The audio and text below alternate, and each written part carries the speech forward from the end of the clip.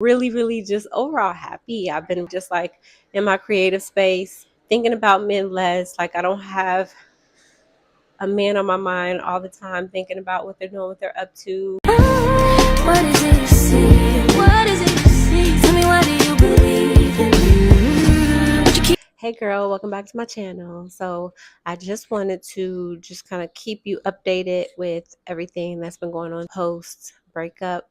And if you watch my first video, you'll understand the reason why I'm saying post breakup, like with the quotations, is because I wasn't really in a relationship.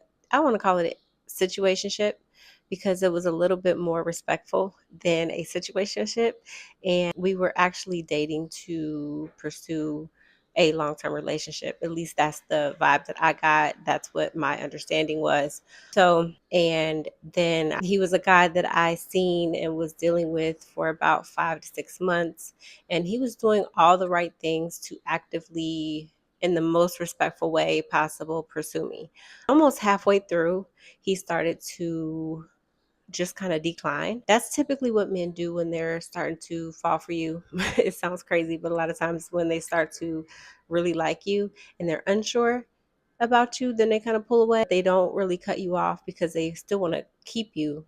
They don't want to like end what you guys have because they're still kind of, trying to be a playboy. I guess I should say, like, just trying to be in their little phase of like, I could have her, but I can, still explore other people too. And beware of that phase because, most men that do that, they're very, very uncertain. And I feel like a man who likes you, a man who, is in love with you, who wants to be with you, is really active in pursuing you because he doesn't want anyone else to get you. So if you start to feel that decline, or if you feel that person drawing back, a lot of times it's just the beginning of the end. And it's up to you on how long you want to play that game with them. So I just noticed that that's what he was doing.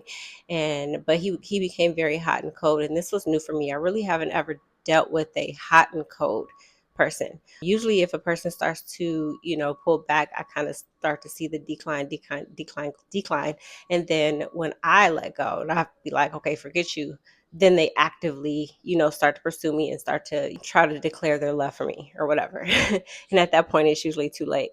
But if a person in my situation is, you may not hear from him for weeks. He wasn't texting, reaching out. And I definitely took that as, okay, this person isn't really into me. However, when he would reach out, he would set up a date. He would set up a situation for us to interact in the most respectful way. Like I said, it wasn't a 3 a.m. what you doing text. Are you up text? It was a, hey, I have tickets to this game. Do you want to come?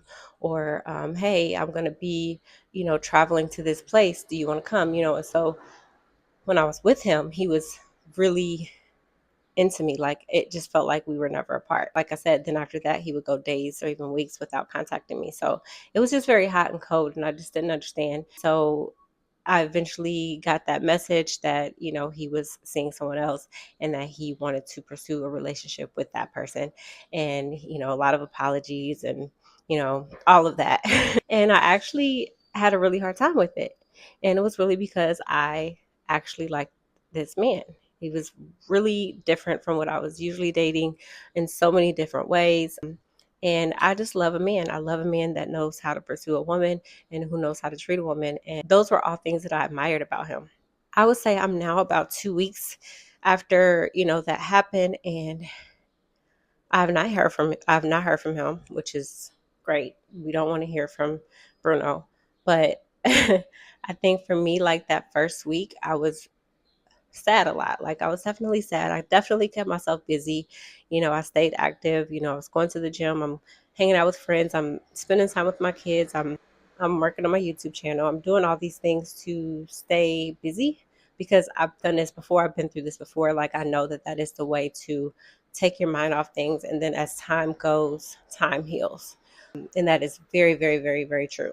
So I did all of that the first week, but I was still in the process of doing those things, thinking about him probably 90% of my day, still thinking of what he was doing. I wonder what he's doing with her, or they're probably cuddling right now, like thinking about the things that will make anyone just crazy, and start to second guess themselves and start to make themselves feel insecure. I wonder what she looks like. I wonder, if he's having fun right now. I wonder if he's thinking about me, like all those things. Just miserable first week. Still productive, but miserable. This week, I'm at the end of the second week, and I would say that I only think about him probably about 30 to 40% of my day. That's huge progress, okay? Because Jamie a year ago would have stopped thinking about him by getting her another man toy to play with, okay? So, like, I was not, you will get replaced. You hurt my feelings, you're getting replaced by tomorrow, like, period. Like, that's just how I always been. And I think there's nothing wrong with that. Like I said, I will make a video on why I think that is a great way to get over a man, by getting another man. But it doesn't help you deal with the things that you have to deal with, and the things that you have to face internally. So that's good for all fun and games if you need like a, quick little fix. But for me this time around, I'm working on myself. I have bigger goals for myself, and things that I want to do for the first time in my life. And I feel like if I keep playing around with these men and letting them have control over how I feel every day, I'm not going to get any progress done. So I'm just kind of removing, men out of my life at this point in time, because I want to really, really focus in on my own personal goals. So this week, like I said, I only think about him maybe 30 to 40%. And it's been great because this week I'm now kind of starting to look back on the relationship, and I'm seeing all the signs. And I'm like, okay, he just didn't really like me. Like, he wasn't really into me. He was only into me for maybe the first 3 to 4 weeks. And that was not love. It wasn't him falling in love with me. He was just infatuated with me in those first 4 weeks. Intimacy was really good. We were doing all these things together. We were spending a lot of time together. And it was just the excitement of being with somebody physically and being around someone, and just those endorphins that you receive from that. He was infatuated. I was infatuated, of course, too. And I confused how he was communicating and how the things he was saying to me for him falling in love. And because I thought he was falling in love, I allowed myself to fall too. And so that's why I'm in this predicament. And, like I said, looking back now, I'm kind of like, okay, that's where I made the mistake. I have to really be careful with confusing lust for love. Like that, it's two different things. So this week, I've been maintaining everything that I've been doing, going to the gym, eating healthy, spending time with my kids, getting a little bit of time with my friends, and prioritizing working on my online stuff. And when I say I've been like really, really just overall happy, I've been really just like in my creative space, thinking about men less. Like, I don't have a man on my mind all the time, thinking about what they're doing, what they're up to, what they're thinking about me, all those things. Like, I honestly don't care anymore. And I love that I'm in that space of not caring, because it just allows me to, like I said, really focus in on myself. I now have goals for myself. I've been had goals for myself, but I was really at a phase, I think a year ago, where I decided that I was ready for a relationship. So I decided to focus on just that. And I feel like I knew at that time that I needed to work on myself first before I kind of put myself in that position. And I started to, but I wasn't actively serious about it. And so this time around, after, kind of having two situations in 1 year that I thought could have been something, but ended up not being anything. Now I want to take a step back and really just kind of think of the overall picture and the overall problem. I think that no matter what I feel about those people who I was in relationships with this year, I still feel like by me not focusing on myself and prioritizing myself and working on my own personal, things that I need to do for myself, I'm going to continue to attract the wrong people. This is me kind of going through that phase of like, okay, I now want to only allow people into my space that is for me, that is looking for someone like me, who loves and appreciate, or have the potential to love and appreciate someone like me. So in order to make that happen, I have to start from the root of the problem, which is me. I have to start, making sure that I prioritize my relationship with God, making sure I'm in tune with myself spiritually, so that I can refocus and continue to just grow as an individual. So yeah, week 2 has been so much better. And I'm actually really looking forward to next week to kind of see what that brings. And yeah, it's just been really good. It's been an overall really good week.